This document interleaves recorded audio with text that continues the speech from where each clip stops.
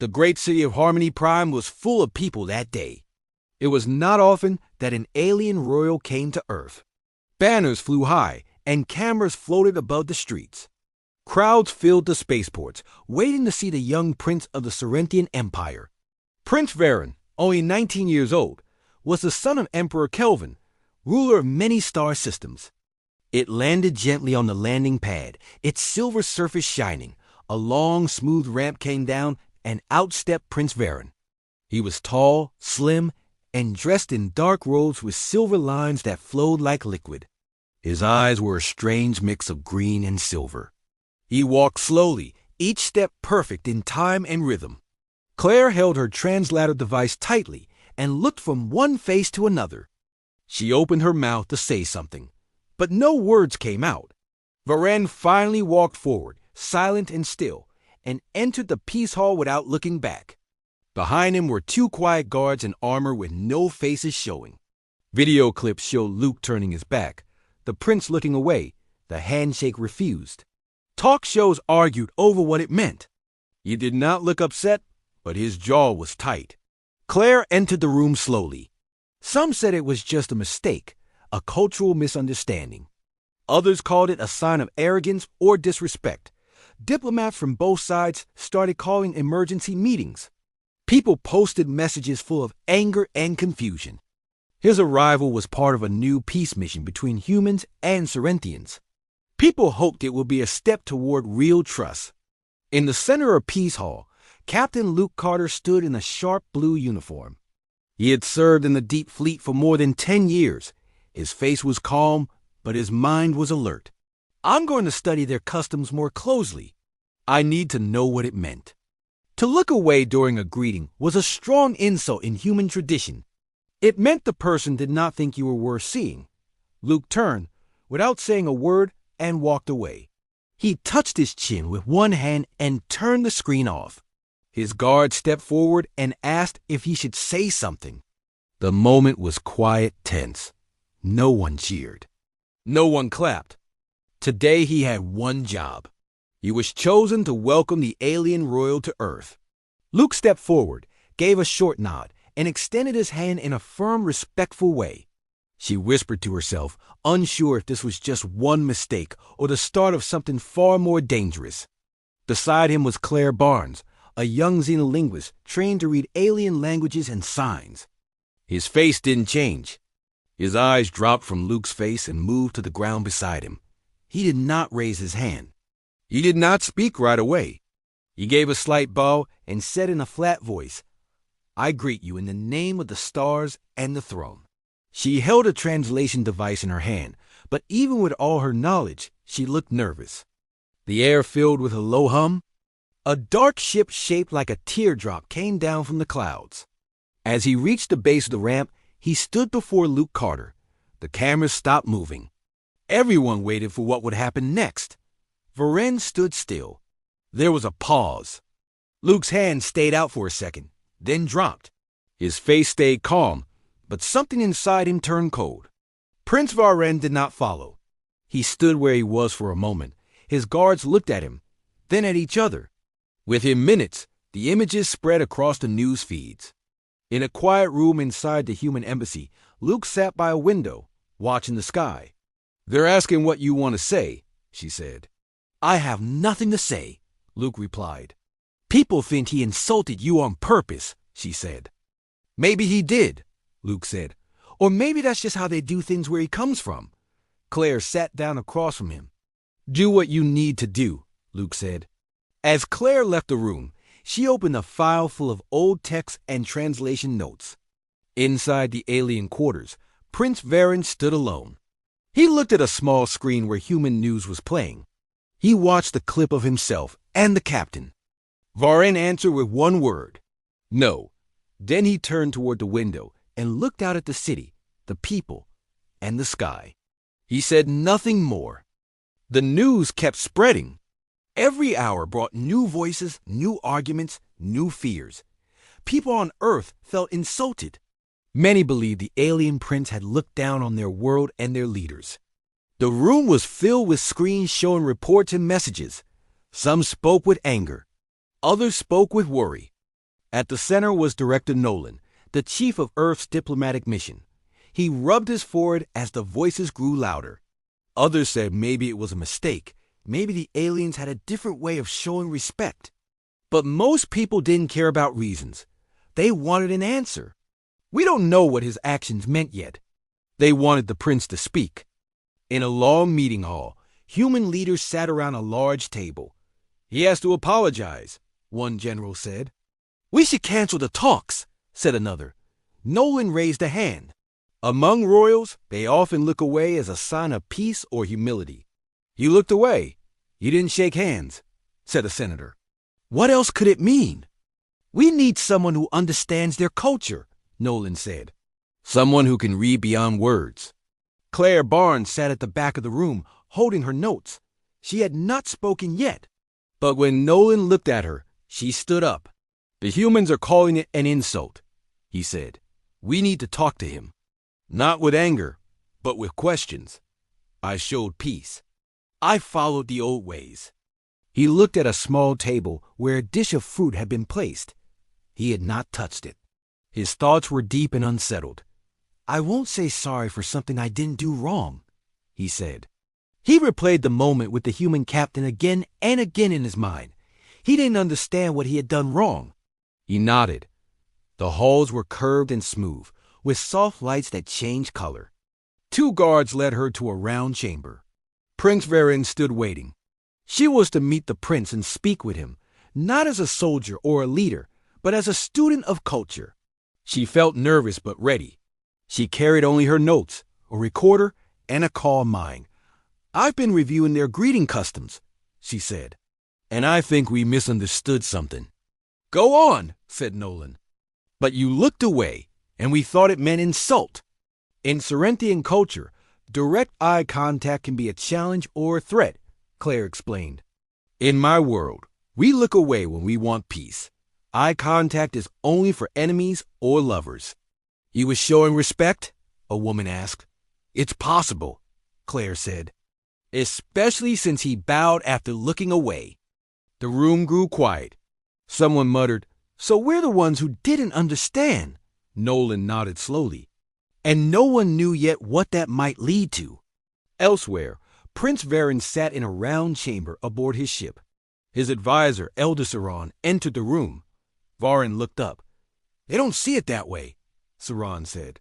"They think you shamed their warrior." Varen stood up. He turned his back on me. "And that, to them, is a statement," Saran said. "They don't know our ways." Varen walked to the window. Below, he could see the human city. Lights flickered across the buildings. "No one is asking for shame," Saran replied. "They are asking for understanding." Back on the surface, Claire was given a task. The next day, she was led into the Sorenthian ship. It was quiet and cool inside. He looked at her with a calm face. She bowed slightly. "You are the one who studies speech," he said. "I am Claire Barnes," she replied. "I want to understand." He looked at her closely. "Why?" "Because this moment is bigger than one greeting," she said. "And I think no one meant harm." Varen walked slowly around the room. "Your captain looks strong." But he turned his back. "To us, it means rejection," Claire said. Varen stopped walking. "I believe you," Claire said. Varen looked at her again, this time meeting her eyes for a second. "Do you think your people will believe? If you explain it, maybe they will," she said. "Not all, but some. Then I will speak," Varen said. "But not to crowds, to the one who turned away. Captain Carter?" "Yes," Varen said. "I will speak to him, not to the world." Outside the ship, the news kept spinning. But deep in the silent halls of metal and glass, 2 people had started to build a bridge. Claire sat in her room that night, going over her meeting with Prince Varen again and again. She had written every word he said, every small movement, every pause. Her notes were clear. The sky was pale, and the trees moved slowly in the soft wind. Luke was standing by a tall stone, looking into the distance. She knew the meaning behind the prince's actions now. But knowing was not enough. She had to help others understand. Not in public, just a private meeting. He said he will explain everything. The next morning, she met Captain Luke Carter in the quiet garden behind the embassy. He wants to speak with you, Claire said, walking up to him. Luke didn't move. He does. Varen returned the nod. They both sat down. Yes. The walls were white and the lights dim. There were only 2 chairs and a small table. No cameras, no reporters. He stood tall, dressed in simple gray robes. His eyes scanned the room, then rested on Luke. Looking into your eyes would mean I want to fight, or something else. Then Varen took a breath. Just 2 people from 2 very different worlds. Luke turned and looked at her. Then he nodded. I'll go. What does it mean to turn your back on someone in your world? Do you think he meant to insult me? He placed it beside the coin. I see now that your ways are not mine. But that doesn't make them wrong. No, Claire said. They simply nodded once more and walked out, each in a different direction. I think he believed he was showing you respect. His culture sees eye contact as a challenge. Turning his eyes away is what he would do before someone he honors. Luke was quiet for a moment. Later that day, they met in a neutral place. It was a small room inside the lunar diplomatic station. Varen entered first. Luke stood up and gave a short nod. For a moment, neither of them spoke. I didn't mean to insult you, he said. Luke nodded slowly. That's what Claire told me. She explained how different signs could mean the same thing. They had translated her paper into their own language and wanted her to visit. How a look, a gesture, or a word could change meaning between worlds. She used the meeting between Luke and Varen as her case study. And it began with a simple walk away from a handshake that never happened. That would mean the person is not worth speaking to. It would be a deep shame, but a few truly understood. Where I come from, if I meet a warrior, I look away, Varen said. Luke raised an eyebrow. Varen looked down. Then I guess we both felt the same way, Luke said. Just from different signs. Varen looked at him again, holding his gaze for just a second. Same here, Luke said. I've met many aliens. Most of them never cared to explain. You did. I'm still learning, Varen said. My father thinks I am too proud. Pride is not always bad, Luke said. But silence can be. Varen nodded. He reached into his robe and pulled out a small silver coin. It had strange symbols on it. He placed it on the table. This is not an apology, he said. It is a sign of new understanding. Luke looked at the coin. Then he took something from his own pocket. It was a simple patch from his uniform. Same here, he said. They both stood. There were no more words. No handshakes. No bows. Claire was waiting outside. She looked at Luke. How did it go? We listened, Luke said, and we learned. Varen returned to his ship that evening. Elder Saran met him at the ramp. You spoke with him? Yes, Varen said. We found a path forward. Was it worth the effort? Saran asked. Yes, Varen replied. Because I understood something new. Back at the embassy, Claire began writing. Her notes turned into pages. The pages turned into a paper. It was simple, clear, and full of examples. The paper was shared with the Human Council, the Sorenthian advisors, and even students in training centers. Many read it. Some ignored it. On a calm evening, Claire received a message. It was from the Learning Institute on GalacticPrime. She smiled and closed her tablet. The stars outside were quiet, but something had changed. Yet the story was not over. Not yet. The lunar colony was quiet. Dust floated in slow motion outside the thick glass. Claire walked through the long silver halls with her notes in hand. A shared space on the moon where both sides could work together. A center for learning, language, and science. They called it the Unity Circle. Claire had been asked to help design the first lessons. She was on her way to a new meeting. This one was different. It was not about greetings or mistakes. It was about what came next. Human leaders and Sorenthian envoys had agreed to talk again, but this time they wanted to build something real. As she entered the room, she saw Luke already there. He sat at a table, watching a map of the new center. He looked up and nodded at her. "So," Claire said, sitting down, "are you ready to be a teacher now?" "Only if they let me skip homework," Luke said with a half-smile. The door opened, and Prince Varen entered with Elder Saran, not as a mistake, but as a lesson. They both wore light robes instead of armor or formal dress. Their faces were calm. "Thank you for coming," Claire said. "This place is quiet," Varen said. "I like it." "Good," Luke said, "because noise is coming soon." "Humans talk a lot. We can listen," Saran replied. They sat around the table. Between them lay printed texts, maps, and small learning tools. Claire opened her notes. "The idea is simple," she said. "We teach our children what happened. We showed him signs have more than one meaning," Varen said. "Some thought it was fake." But inside, work continued. She was planting something small in the soil. Walls were built. Screens were placed. Translators worked with Claire to make every sign readable in both languages, from Earth. But it can grow in lunar soil if we help it. Children from both species were invited to send questions. They asked things like, "Why don't you blink?" Or, "What do you eat for fun?" Some questions were deep. Some were silly. All were welcome. "And that silence, sometimes, speaks louder than words," Luke added. "What do we call this lesson?" Saran asked. Emperor Kelvin listened with a hard face. When Varen finished speaking, the Emperor nodded once. Claire looked at the others. Then she spoke slowly. The moment of turned eyes. No one spoke for a moment. Then Varen nodded. "It fits." Over the next few days, the center began to take shape. Varen walked through the halls with Claire. He touched a wall where his people's writing was carved beside English words. But the unity circle remained. "We never shared this before," he said. "Not all will come with open minds." He held the silver coin from his meeting with Luke.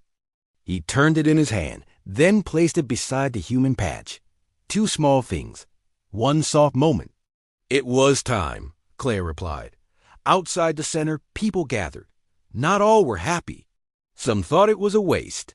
One day, Luke met Claire in the courtyard. Each day they saw more students, more faces, more hope. "What's that?" he asked. Not everyone liked peace. Not everyone wanted unity. But for now, the silence held. And inside that silence, new voices began to rise. "A peace tree," she said. Its roots held firm in the dust, but its leaves reached upward, towards something more. "Just like us," Luke said. She smiled and pressed the soil down. Meanwhile, Varen spoke with his father through a private line. "You made your mistake," the Emperor said. "Yes," Varen replied, "and you made it matter." "I hope so," Varen said. "We will send others to learn," Kelvin said. "But watch them." "I understand," Varen said. More envoys arrived. More talks began. Some ended well. Some ended in silence. Claire wrote more papers. Luke trained young officers. Varen stayed longer than planned. Yet outside the moon, in the dark between stars, old watchers still waited. In one quiet room, Varen sat alone. He closed his eyes and listened. Outside, the peace tree moved in the soft lunar wind. The sun rose slowly over the lunar colony. Pale light spread across the silver ground. Inside the unity circle, children from both human and Sorenthian worlds walked through the halls. They wore simple clothes and carried tablets filled with lessons. They laughed and asked questions. Some tried to speak each other's words. Some just pointed and smiled. Claire stood at the edge of the main hall. She watched them pass. Her heart felt full. It had taken many long nights and hard talks, but the center was alive now. It was more than a place. It was proof that change was possible. In a quiet room, Captain Luke Carter sat with 3 young officers. He spoke about the day he walked away. He told them how anger almost ruined peace. How silence sometimes saves more than words. "People will forget what you say," he told them, "but they will remember what you do and how you make them feel." Now it was their turn. Meanwhile, Prince Varen prepared to leave. His stay was ending. New Sorenthian students were arriving soon. He had taught them what he could. He walked through the halls, touching the walls one last time. On the other, a closed eye. He paused by the peace tree. It had grown a little. Not much. But its leaves were green, of a day that changed more than 2 lives. Claire met him there. "You're going?" she asked. "Yes," Varen said. "Others will come. They will learn more than I did." "You learned plenty," she said. He looked at her. "So did you?" Claire gave him a small object. It was a cube of earthstone, smooth and gray. On one side was a carving of a hand. "A gift?" he asked. "A reminder," she said. Varen nodded and placed it in his robe. Outside, the ship waited. It was smaller than the first one, simple and quiet. He walked toward it with Elder Saran beside him. More species sent observers. Even the media began to speak less about the insult and more about the change. Just enough to help others understand. "You made your mark," Saran said. "I made a mistake," Varen replied. "Then I stayed to learn from it." It was from Sorenthian Empire. It showed 2 hands, open and facing each other. They wanted to meet, to talk, to begin something. He watched 2 young students, one human, one Sorenthian, play a game with stones and signs. They laughed. They spoke in mixed words. They understood each other. Saran smiled slightly. "That is a prince's duty." As the ship rose, Claire and Luke watched from the platform. "Think he'll come back?" Claire asked. "Maybe," Luke said. "Maybe not. Do you regret walking away?" "No," he said. Because walking away started something better. Weeks passed. Then months. The Unity Circle grew. New halls were added. Claire's papers were published across many worlds. She was invited to speak often. She never told the full story. One day she received a message. It came from a distant world. A new species had read her work. She smiled. On that same day, Luke received a package. Inside was a new patch. Not from Earth. Not from any fleet. He placed it beside his old one. And far away, on a world full of crystal towers, Prince Varen stood in a garden. He turned and walked toward the learning hall. He said nothing. But this time, his silence meant something new.